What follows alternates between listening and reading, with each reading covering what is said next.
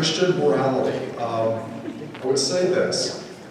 Christian morality, from the perspective of being a Christian, focuses on the person of Jesus Christ himself, both his person and his teachings. So Jesus himself is the great model for a fully human life, or for a morally good life, but the teachings of Jesus also give us sure guidance and direction on how we're called to live life.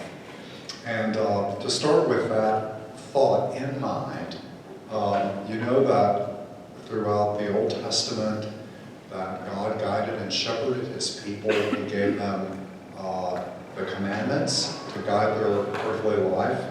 And among all of those commandments and decrees and statutes and ordinances of the Lord, even in the Jewish tradition, what we call as Catholics the Ten Commandments were regarded as having a central place. For our Jewish brothers and sisters, they were the great 10 words of God. So the Decalogue, and we'll be circling back to that in a moment. But on one occasion, and it varies a little bit gospel to gospel from Matthew, Mark, and Luke, one of the scribes, and who was a scribe? That would be an expert in religion in the days of Jesus, what we would call a theologian today. So they came and asked Jesus the question, which of the commandments is the greatest? And the answer of Jesus to the question in one of the Gospels was what? You'll probably know this is one of the most famous encounters with Jesus. All right, yeah, the first and the greatest commandment, Jesus says, is to love the Lord your God with all of your heart, all of your mind, all of your soul, and all of your strength. So if you think about that commandment, what is Jesus quoting? He's quoting the Shema Yisrael, the prayer of the Jewish people, that they would say daily. Hear, O Israel, the Lord your God is the Lord alone. You shall love the Lord your God with all your heart, mind, soul, and strength. So the scribe would have known that passage very well. And was it Deacon CJ that recently mentioned that, or was that you, Deacon Mike, that the Jewish people would keep a copy of that passage on their doorpost. And so they would touch it as they were going out of their house and coming in. And they often, in the first century, the Pharisees would wear it around their head, their phylactery. That passage was worn on their head. So, because it said, keep this always in your mind and in your heart, these words that I enjoin on you, think of them as you're going in and out of your house. So they kind of made that sort of literal, right? So if you think about it that way, when Jesus says, what's the first and greatest of all the commandments? We're called to love the Lord our God with all of our heart, mind, soul, and strength. Jesus, though, immediately ties that to a second commandment. So it's often called by scholars the double love commandment. What's the second part? Yeah? Love your neighbor as yourself. Yeah, love your neighbor as yourself. So Jesus says, the rest of the law and the prophets, they hang on these two great commandments.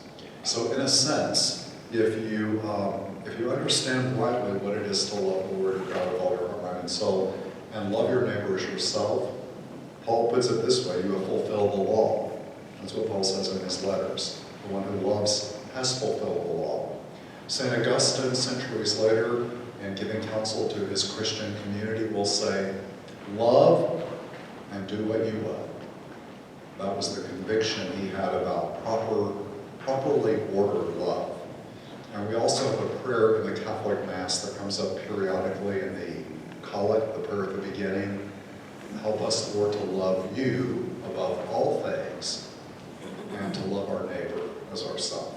And I love that prayer, so we're called to love God, well, it'll say, in all things and above all things. So we can love God in all things and also above all things. So when you look at the Ten Commandments, by the way, there are 10 of them. The Jewish tradition says that there were 2 tablets. On the first tablet was the first 3 commandments. Why the first 3? Because all 3 of those have to do with our relationship with God. So you shall have no other gods before you, first and greatest commandment in the Decalogue. The second one, you shall not take the name of the Lord your God in vain. The third, keep holy the Sabbath day. So all of those have to do directly with our relationship with God. Proper worship, praise, and thanks of God. That's why for a Catholic, for example, and of course for us, keeping holy the Sabbath day has been transferred to the day of resurrection, Sunday, and it's commemorating the resurrection of the Lord Jesus. And the preeminent way that we do that is by attendance at Sunday Eucharist. So for us, that's probably our most important obligation back to God. It's the way we love God, by worshiping God, giving God praise and thanks on that day of the Lord.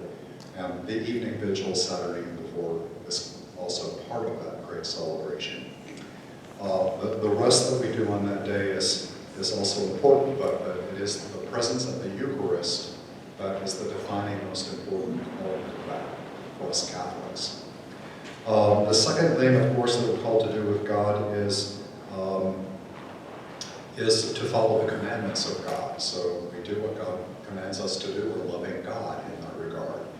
And making God a top priority in our life means that we cultivate a life of prayer. All of that has to do with love of God. And then the second commandment Jesus joins it to is we love our neighbor as ourselves. And you notice that also Jesus will say at one point in the Gospels, do unto others as you would have them do unto you. We call that the golden rule. And I have a friend who used to say, when he did business seminars, and he would say, he didn't like to follow the golden rule, he liked to follow the platinum rule. Don't do unto others as you would have them do unto you, but do unto others as they would want you to do for them, rather than as you would want, because we all need different things. But I think that if we genuinely love our neighbor, what does that mean? It means that we're genuinely concerned about what is most important, what they need the most in life, their genuine well-being. So to love the neighbor is to go outside of ourselves for that. There is, by the way, in the gospel, a word in Greek for love, and that word is agape.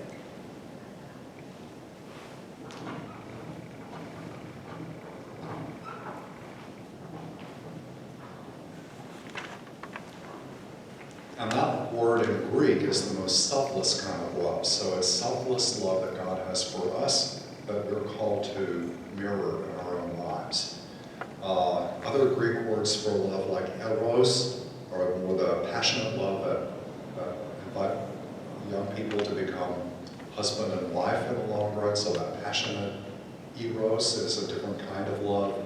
Philia is the love of friends, and storge is the affection we have. So like you have the love for your pets at home, that's in Greek the word would be storge. It's an affectionate love. So there's four kinds of love. By the way, a great Christian writer of the 20th century, Anglican writer, C.S. Lewis, wrote a beautiful little book called The Four Loves, talking about those four different kinds of love. And Pope Benedict, when he wrote an encyclical letter on love, talked about love and how all of those loves interconnect with each other, in a sense. So the second tablet, by the way, of the Ten Commandments, were all of those commandments that have to do with how we treat each other. You don't lie, you don't steal, you don't cheat, you don't covet, and so forth. So those are properly ordered human relationships. They describe how we love or fail to love our neighbors as ourselves. So that triple love, I call it a triple, it's a double love commandment, but the triple focus of love is God above all things, neighbor, and self. And of course, you probably remember the great parable, it's probably one of the most well-known of Jesus, the parable of the Good Samaritan. In the Gospel of Luke, that follows the dialogue between Jesus and the scribe asking which commandment is greatest. And what does the scribe say to Jesus? In Luke's Gospel, he asks the question, who is my neighbor? And why would you ask a question like that? Well, who must I love is really the point of the question. Is my neighbor only my friends, my family, the people who love me? Or Does it include the enemy? Does it include the stranger? Does it include foreigners? Does it include aliens? And that prompted Jesus to tell the story of the Good Samaritan, the man who was going down from Jerusalem to Jericho, was beat up and robbed and left half dead on the side of the road. And the first person that goes by that beat up man in the ditch is a priest coming from the temple. He'd been worshiping God in Jerusalem. And what does he do? He walks on the other side of the road and avoids contact with that unclean man. You can't touch blood. You can't touch a dead body for fear you might be dead.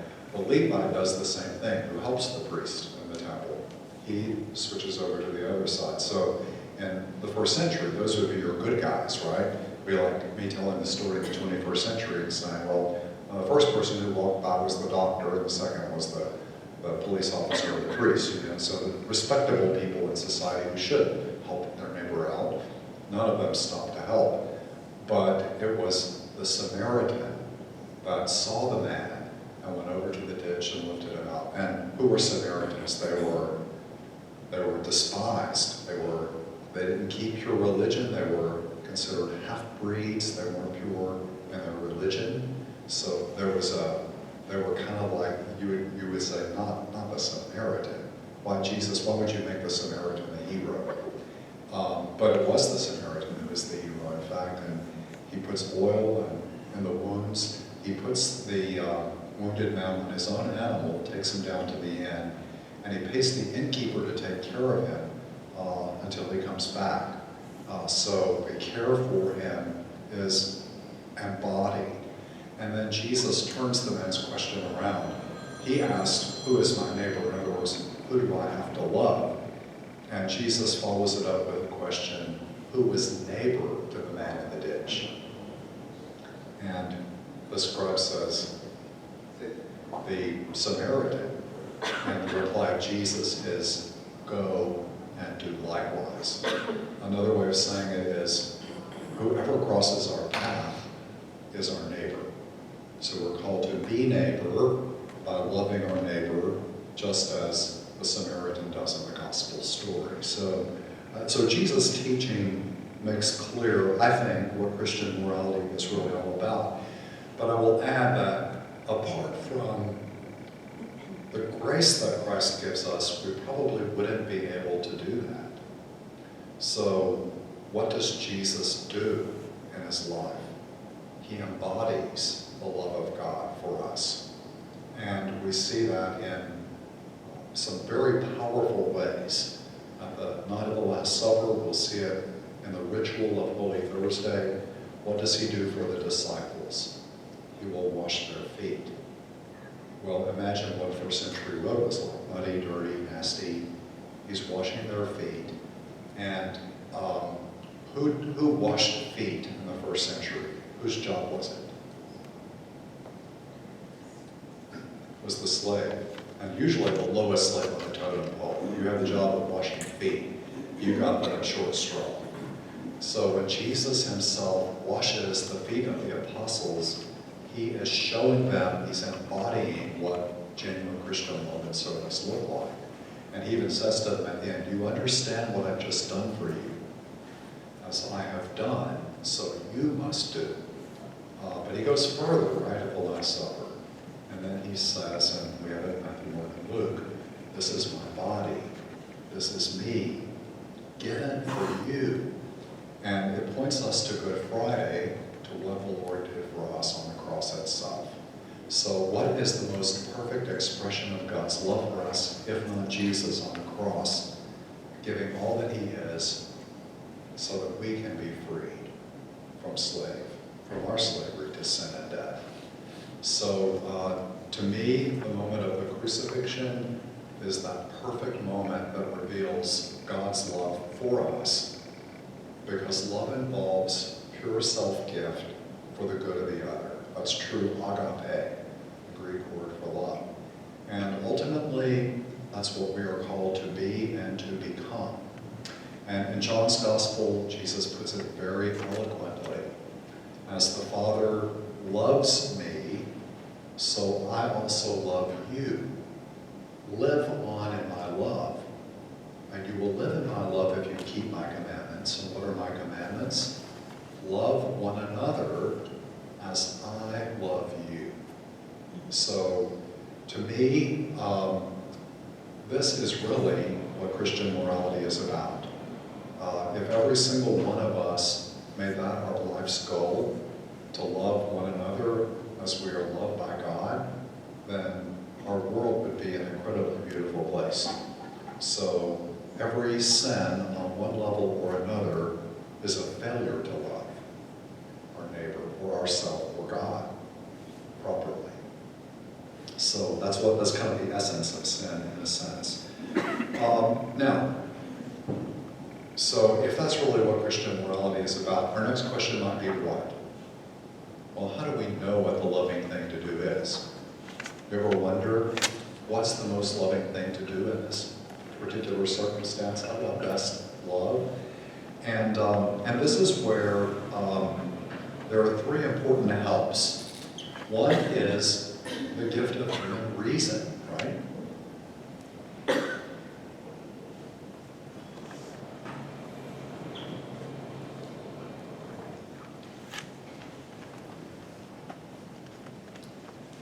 We Catholics believe that human beings are created by God and designed to live in a certain way. So, and our reason, our ability to think and to know and understand, can help us to understand what God intends for us to live like. So this is a gift God gives to every human being that has the capacity to reason. If I can think and understand and remember and make judgments, then I have the ability to use my reason to reflect on what I am called to do or not do. So we believe that there is what we call a natural law. In other words, that God created human beings a certain way, and we live that way, then this should be known to every human being on the planet that has the gift of reason. So cheating someone, there should be an intuitive knowledge that's the wrong thing to do. Lying, stealing, harming another without cause. All of these kinds of what we would call universals that most human beings will acknowledge as right or wrong. The church believes God gave us reason so that we can see that clearly. Now, the only challenge with reason is that our reason has been damaged by the effects of sin. So sometimes we're guided by desires that pull us away from what God intends. There's a word in our tradition, we call it concupiscence. That's our desire gets warped out of its intended direction. So it's like, I know I probably shouldn't delight in the person that irritates me the most and having a misfortune, but something in me delights. Well, what is that? That's my desire pulled off its intended course. God doesn't intend for me to feel that way. It's just my warped desire as a result of sin, right? So it's important to know that because our reason, while helpful, it has limits or parameters around it. A second gift, very closely connected, is the gift of our conscience.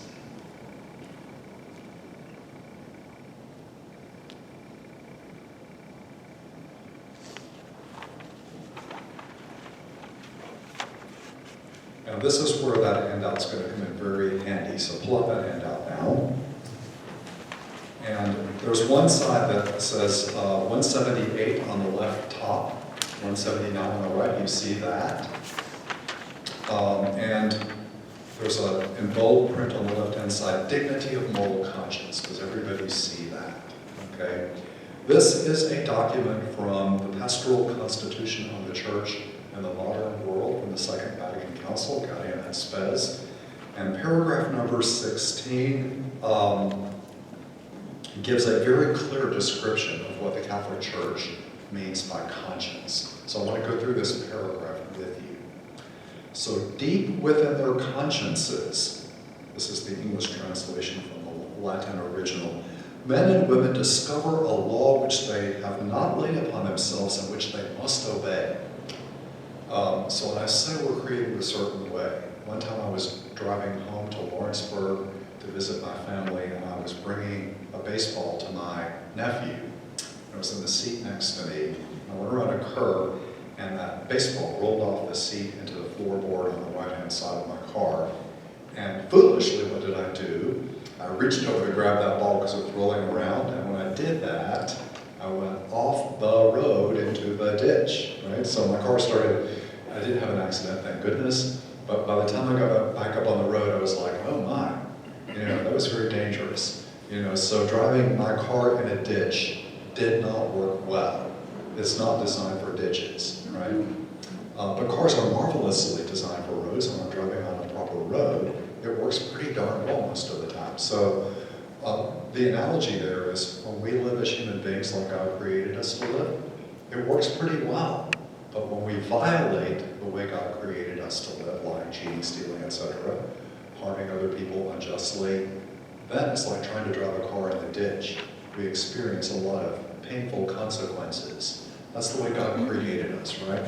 So that's the law that's been laid upon us that we have to obey. We can't just decide, for example, that it's easier to cheat and lie and steal and live with our conscience in a very easy way.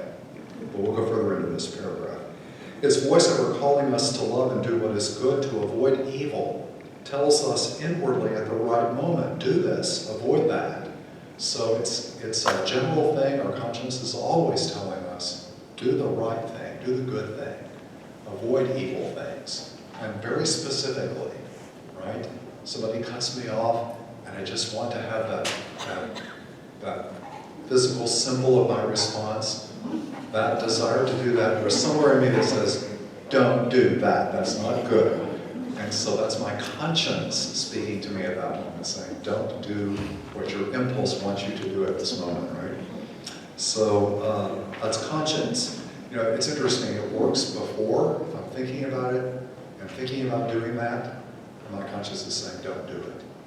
It works while I'm doing it, so if I go ahead and follow that impulse and I feel that shame come over me, that's my conscience. If afterwards, once I've gotten my satisfaction out, and I'm feeling like immediate relief, and I'm like, oh, that follow-through guilt after the fact, that's also my conscience. So it works before, during, and after proposed intentions or actions on my part. So we have in our hearts a law inscribed by God. Our dignity rests in observing this law, and by it we will be judged. So at the end of our life on earth, God will judge us on whether we followed our conscience. So if we tried to live as our conscience tells us to live, that is going to be the criteria by which God judges us at the end of our life on earth. That's why it's important to cultivate conscience, to form it well and listen to it. Conscience is the most secret core and the sanctuary of the human person. There we are alone with God, whose voice echoes in our depths. By conscience, in a wonderful way, that law is made known, which is fulfilled in the love of God and one's neighbor.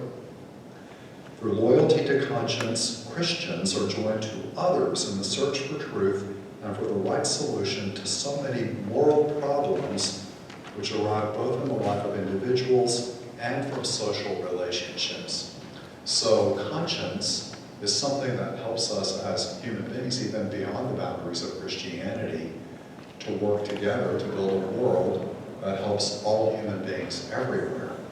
So we believe that there's a real objective, right and wrong, and that consciences of human beings everywhere can come to know that, and that we can work together to build a better world of lasting peace and justice. So Christian morality is never just about individual morality, what I do or don't do.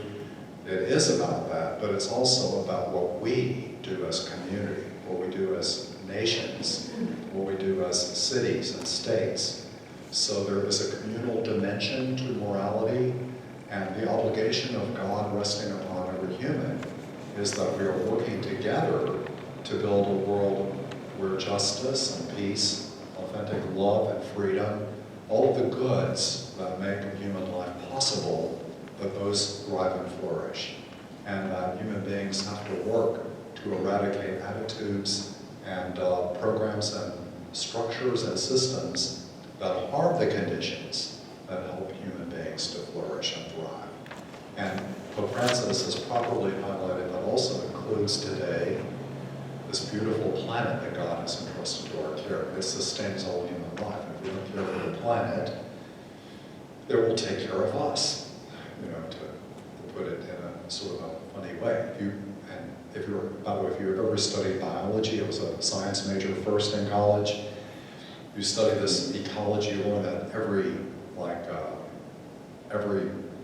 ecosystem has a limit. So a forest can sustain a certain number of deer. What happens if you get too many deer in that forested area?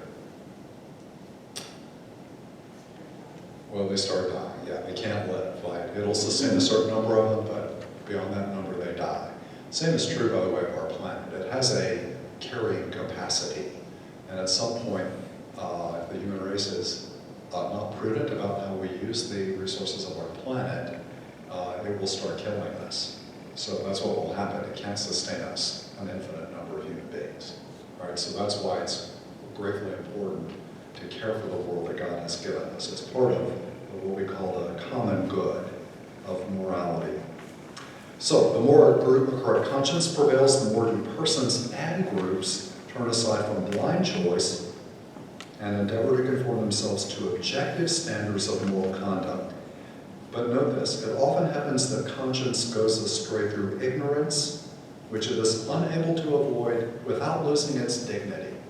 So even though my conscience might tell me this is the right thing to do, my conscience is not infallible, it's not God. So I can be in error. No fault to me, just I didn't have the right knowledge, and so my conscience is a limited thing, and so I can make errors of judgment. I don't get any moral guilt, by the way, when I make an error of judgment following my conscience. The only exception would be what we call vincible ignorance. If I should have known, but I just didn't take the time and effort to get the correct knowledge. So, and it goes on to say that this cannot be said of the person who takes little trouble to find out what is true and good, or when conscience is gradually almost blinded through the habit of committing sin. So, and that's an important thing to remember. If one day I tell a lie and I feel guilty about it, and I don't amend my life, if I don't have genuine sorrow and try to correct it, and I continue to do that the next day, I continue to tell lies, and I don't listen to my conscience, the more I do that, the more deaf I become to what my conscience is saying. I can no longer hear it. So the church says that's why it's important to be tuned to our conscience, to pay attention to it, and to follow it, and to get as much good information as we can. So how do we know the right, good, and loving thing? Thankfully, human reason. God has given us a conscience, but also we have objective criteria in the real world.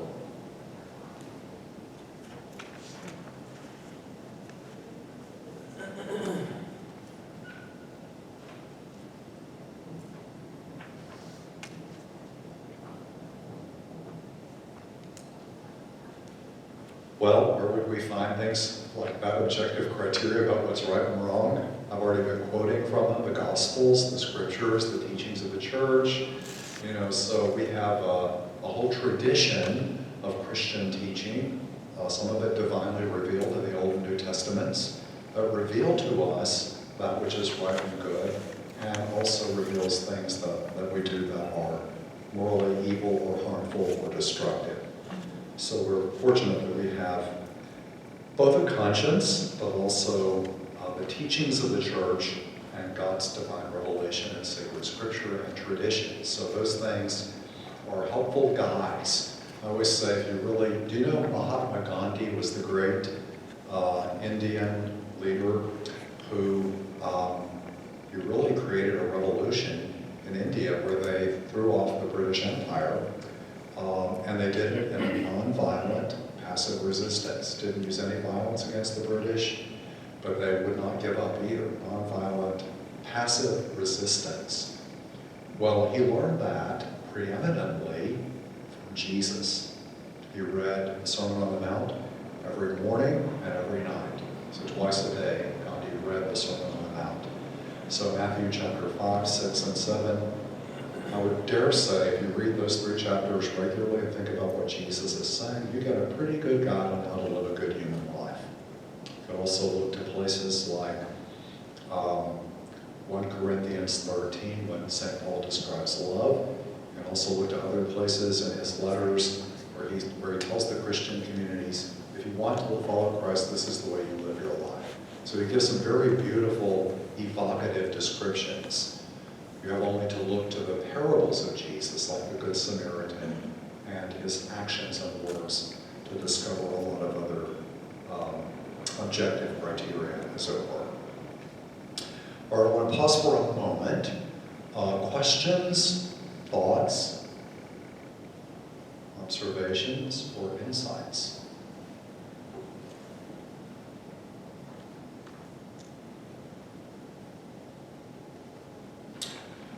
All right, one of the things that I want to highlight for a moment, then, or one of those objective criteria that we, as a Catholic moral tradition, go back to again and again, is something that we call the dignity of the human person.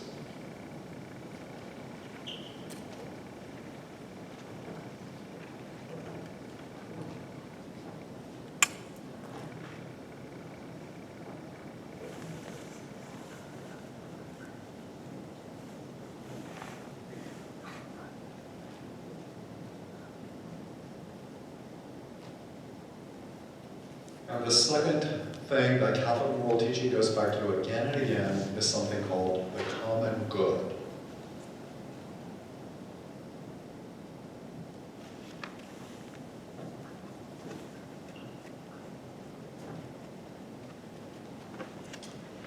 So what do we mean by the dignity of the human person? At the core, when we read the biblical narrative about God creating Adam and Eve, the first humans, in the divine image and likeness. So every human being that's ever been created by God, or ever will be created by God, is created in God's image and likeness, the divine image. And so that means that the dignity of the human person rests in being created in the imago Dei, in the image of God. That is who we are. And we would say in baptism, in Christ, it's a more Christian perspective, we become sons and daughters of God Most High. We are now claimed by Christ. So if we remember that every single human being has an inherent dignity given by God, and we treat that person with the utmost respect and care and proper love, then we are acknowledging the dignity of that human person. And so that's why for us Catholics, from the moment we're conceived in the womb of our mother until we come to the natural end of our life on earth, every single human being is, the life of a human is sacred to God and must be protected. That's why Catholics have what we call a consistent ethic of life. And from the moment of conception till natural death, we protect the human person and the dignity of the human person.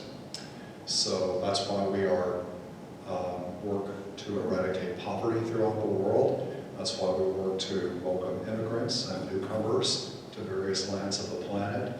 That's why we support good medical care and research for human beings, clean water, housing, shelter. That's why we protect life in the womb and don't believe in abortion. So this is a consistent ethic of life based on the presupposition that from the moment that a new human being arrives, which is the moment of conception. Why conception?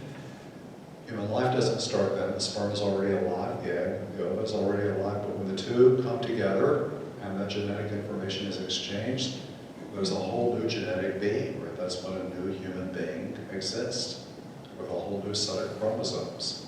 And that being, without interruption, will multiply and grow and become eventually folks that look like you and me most of the time. So, so the precious gift of human life is part of our dignity as human beings, but that's not the limit of it. So the Church has spelled out things that are connected with it. to be treated with respect, that it is wrong to abuse or misuse a human being. It's wrong to lie to them, and so forth. So this whole sense of the dignity of the person. The second great pole is the common good. So human beings, we're not isolated atoms. We're not individualists. We don't believe that we exist in a vacuum. But human beings only grow as human beings and flourish in our dignity with each other in human society. And that's why the common good is equally important. So, and the common good is defined in a general way in the Catholic tradition as the sum total of all of those conditions in social life that are necessary for human beings to flourish and develop and grow. So it's creating a society and a culture that helps human beings to thrive and grow and become good people as created in the image and likeness of God. So we always have to be concerned about both, the dignity of the person and the common good of all people. So we can't ever drop sight of either one of those important dimensions. And so it's always a very Catholic approach to things. I will also add the Catechism of the Catholic Church, which you have a copy of. There's a whole section on our beliefs, the creeds. There's a whole section on sacraments. There's a whole section on prayer. There's also an entire section on morality. And I think it's extremely well done. It gives you basic general principles that I've been doing tonight, but it will also go through all the 10 Commandments, and it will attempt to outline moral responsibilities in some way under one of those 10 Commandments. So that's the way the structure of the Catechism is written. And it gives profound theological insights into a lot of complex questions. I'll give you a very concrete example. There's a little section in the Catechism on suicide, and if you read that little section, it is profoundly well done. It will say, suicide is always gravely morally wrong for the human person. It's an act of love against ourselves, for sure, an act of love, an act against God who creates life and has the right to take life. It's also harmful to the people around us, so the people that we love. But then it goes on to say, so should we despair of the salvation of a person who takes his or her life? And the church says no. Because a person in that situation is often affected by suffering beyond their choice. And so we entrust them to the mercy of God. So the church will approach a topic like that with clear moral guidance, but it also has a very wise and compassionate understanding of the human person who is suffering in a case like that. So I think things like that can be very helpful when you're trying to figure out what does the Catholic Church believe about this. You can read what it says about euthanasia, you can read what it says about slavery, you can read what it says about war and peace, you can read what it says about capital punishment, so you can, what it says about human sexuality and how we become holy in that area of our life, So Sigmund Freud, he was the psychologist who said, every human being has to learn 2 great things in life. You have to be able to work and love. So what's work? You have to be a useful member of society who can contribute something and earn a living. You also have to be able to learn to love other people well. And one of the people who taught me counseling in the seminary said, those are the 2 hands of the human person. But I would say the hands have to come together. You also have to learn to pray. So work, prayer, and work, love, and prayer are 3 great tasks of the human person to learn how to develop. And I think in that regard, Sigmund Freud understood that living a good human life is a very practical kind of thing. It involves concrete actions and decisions along the path. All right, quick thing about the introduction to the Catechism says early on, what are some characteristics of moral teaching that should be existing Catholic moral teaching? One, a reminder that we need the Holy Spirit, right? The gentle guest and friend who inspires, guides, corrects, and strengthens us in living the moral life. 2, we need grace. Without the grace Christ won for us on the cross, we can't live a good moral life. So we need the grace that Christ offers to bear fruit. 3, good catechesis would be focused on the Beatitudes of Jesus and the Sermon on the Mount. Blessed are the poor in spirit, those who are hungry, thirsting for holiness or righteousness, etc. Blessed are the pure of heart. It would be focused on sin and forgiveness.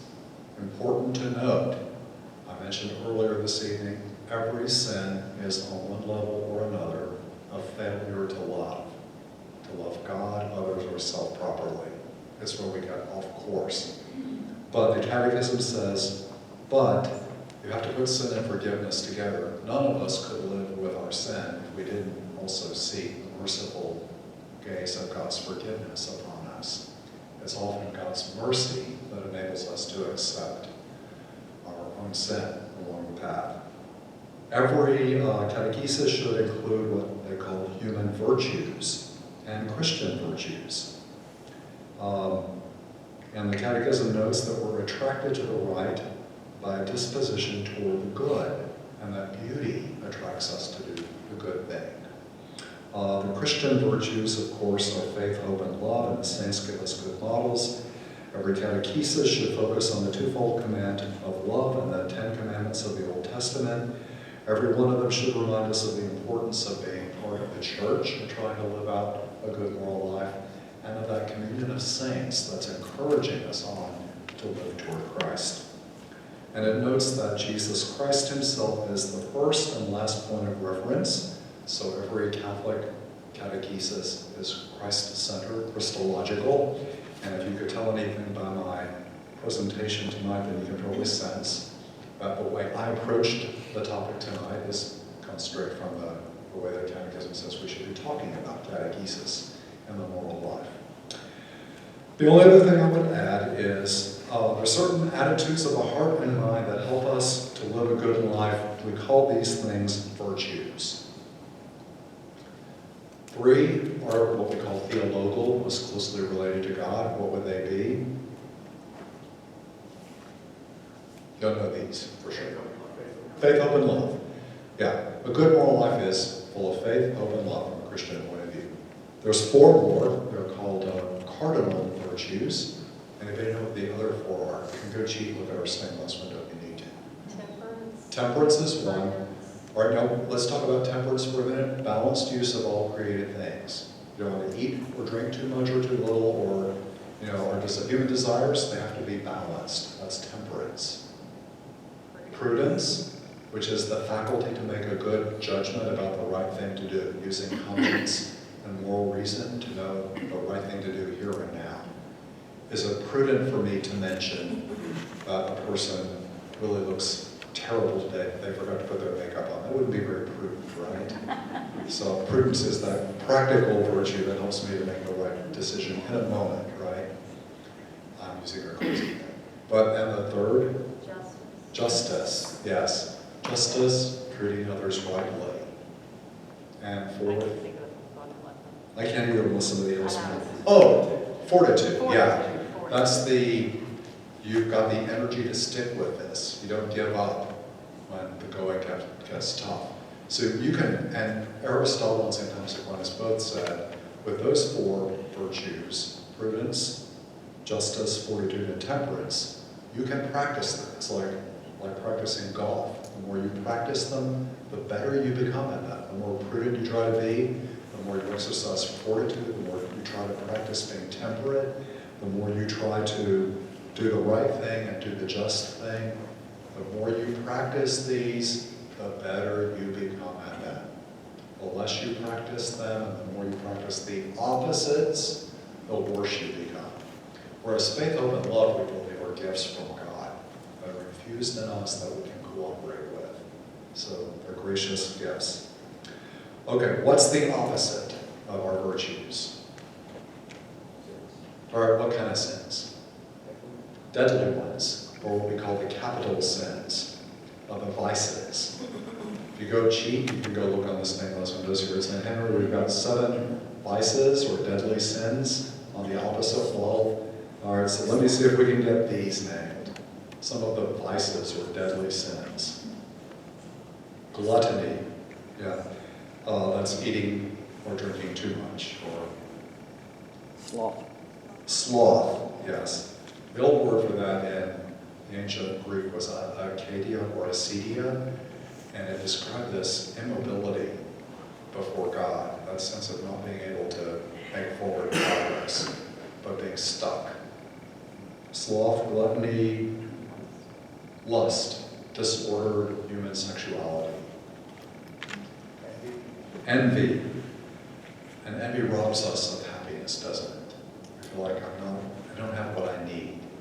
He or she has something I want. Whereas God created us, we have enough. There's an abundance in creation. I don't need what my neighbor has. That's a lie. Most of it. Right. Greed or avarice. Right? Yeah. Wanting something that someone else has. That greed. More than my fair share. They're pretty good, but we've missed two of them. Pride, oh my. Some call that the mother of all the other deadly sins. I can do this without you, God. It's all up to me. That's one version. There's many versions of dimensions to pride. And then what's the last one? Wrath. It's always funny when we forget. Yeah, wrath. Disordered anger. Yeah. And boy, does wrath destroy things. I mentioned a funny saying about like our human sexuality is like a fire in a fireplace, and a marriage, love expressed between a husband and wife in the marital act is like a fire in the fireplace. It brings warmth to all in the house, and sure, that's what it's created for by God. But if that fire gets out of the fireplace, it can burn the house down, right? Anger is very similar. Anger in a fallen world, righteous or just anger is our emotional response to a perception of injustice to an innocent person or to ourselves. We're in the grocery store and we see a parent just smack a child, and something in us, our anger wells up. That is a normal emotional human response to the perception on our part of something that is wrong that's happening to an innocent human being. So anger is a helpful tool, but when it becomes disordered and becomes wrath, then it's destructive, right? So that's usually more self-centered. I hate this person because they didn't let me do what I wanted to do, and I'm going to get them now. That's wrath, right? And that comes in different shades. All these have different shades, right? It can be just ongoing irritability and irritation with my partner or my cousin or brother or neighbor or friend, that subtle, slow burn of irritation. So those are all the attitudes that get in the way of me being a morally good person. So, whereas the virtues help me. So, we mentioned the vice of gluttony, eating or drinking too much or too little, right? Some people starve themselves to death. There's even a psychological category, eating disorders, right? Of people who can't receive delight in food and nourish themselves. It's not balanced. That's not what we're created for. But again, if I go out and eat all the time and drink all the time and get drunk, then my system gets used to it. Whereas if I practice being temperate, eating a moderate amount, not over drinking, so that I'll lose my ability to reason and think correctly, then I can enjoy that subtle effect of a glass of wine without losing temperance. So we can practice all of these virtues and work at that. With chastity, which is the remedy for lust, the church says it's a lifelong and demanding task, right? And it's true. And because of the integration of our sexuality into the whole of our life, and that too is great work. But I would say also, isn't integrating our other emotional responses like desire for food and drink and courage and that sort of thing, all of those desires, anger, those things all are lifelong and demanding tasks. Some of us find some of those things easier than others. And some of us have our own Achilles heel that we're going to struggle with probably the rest of our life, right? So, because we're all kind of unique, each one of us wrestles with virtues and vices in our own personal way. The important thing, I think, from a Christian point of view, is that we don't quit, that we don't give up. So the Christian is not one who doesn't fall, but one who every time he or she falls gets back up with the grace of Christ and continues the journey forward on the path. So, all right, that's a lot of basic introduction to Catholic moral thinking. There's so many more things that you could cover. Like every one of these topics, we could do a whole course in. One whole course in the seminary called Personal Rights and Responsibilities. I had another whole course on social justice in the church. And by the way, social justice, you've probably heard that term thrown around in the modern media. And in some media, the modern world has gotten it's gotten a bad connotation to it. So when St. Thomas Aquinas talked about social justice, that's a neutral and morally good thing. So why? Because it describes the obligations that any community owes the members that belong to it. So when a community treats its citizens properly, that is social justice. So for making sure that they're protected from crime. It's an example of social justice. Making sure that they have safeguards in place so their property is not stolen. That's a form of social justice. So it's the way that society as a whole takes care of the human persons that are in that society and beyond it. So in a sense, it's connected to the common good.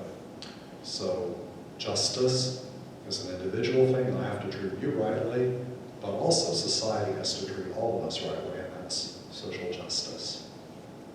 So I'm sad that our modern media have misappropriated that term to make it sound like it's a dirty word. So not true in the Catholic tradition. That goes back centuries. It describes the important obligations that societies have to human persons and their proper care. All right. Father, we talked a little bit last night about the church's views on war, how that's kind of evolved over the years. Yeah, it's very interesting. If you look at a topic like war and peace, the church has had a whole evolution throughout its history.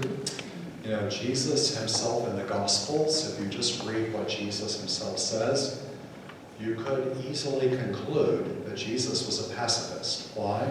In the Sermon on the Mount, he says, love your enemy, do good to those who harm you. If someone strikes you on one cheek, turn and offer the other. If your neighbor makes you go a mile, go 2 miles. If he takes your cloak, give him your shirt as well. Offer no resistance to the one who does you wrong. So the earliest Christians were in fact pacifists. So in the ancient church, normally if you were becoming a catechumen, if you were becoming Catholic or Christian, and you were in the Roman army, you had to leave the army to join the church.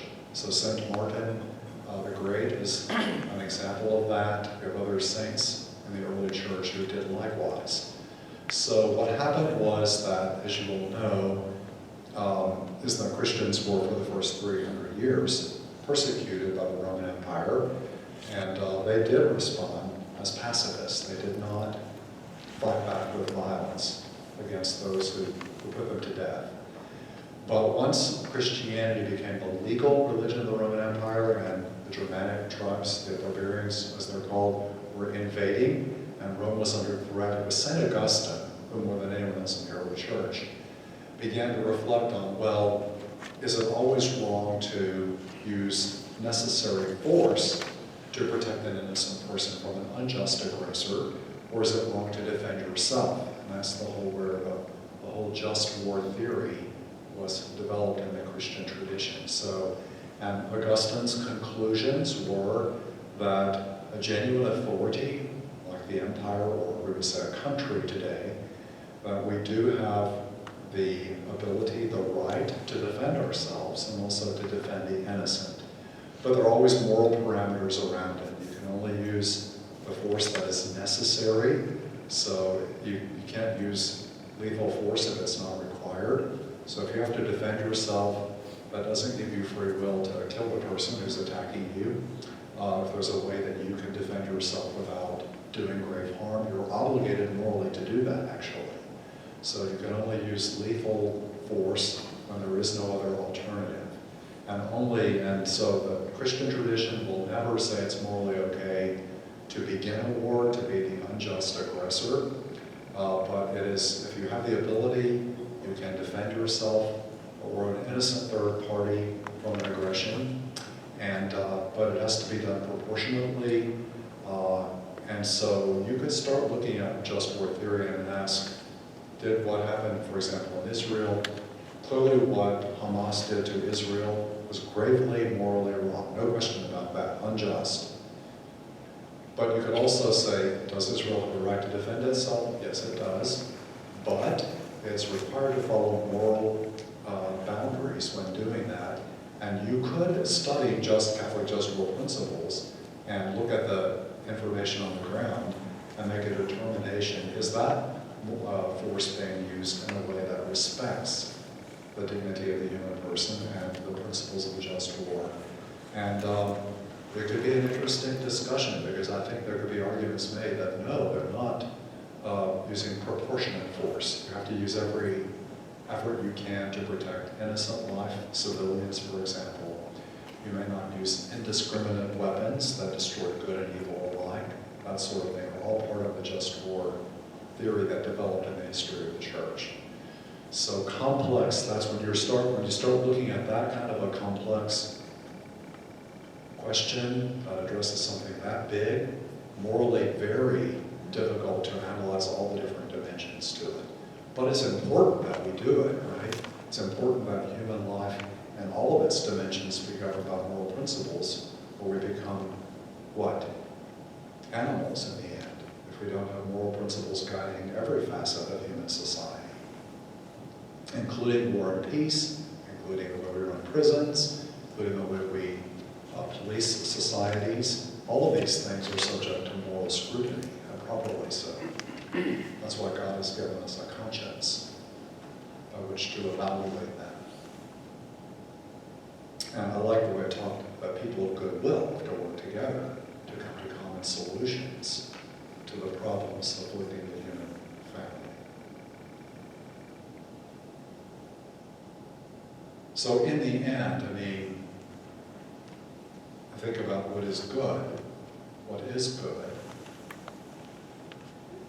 Ultimately, it's when I want to live as God created me to live.